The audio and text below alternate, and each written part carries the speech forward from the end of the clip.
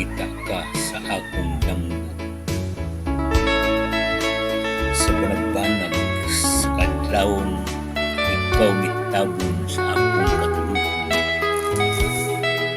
Napintal sa akong paghanduraw ug nahimugso, dili ko mahanap. Nakita ko ni gawas ang imong pahiyom, inanay nagtawo sa akong paghandom. Pagkanindot ngayon, pagasud-ungon ang imong katahog, nga daw bililin. Bisan ang mga bulan o mga bituon, misayaw o mitimbaya nga magarbuon, gani ang kalangkaman o kabulakan na nag-awit nga dito sa tibuok kalibutan.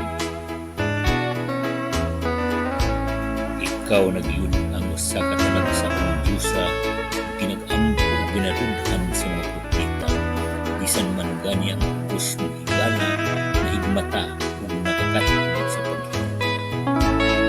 Dili ko gayon unta ang ikaw buhian, kay manlog man kini sa kapanaran, nasapnan ko ang tinuod na gugma nga nagtago sa duha o mga mata.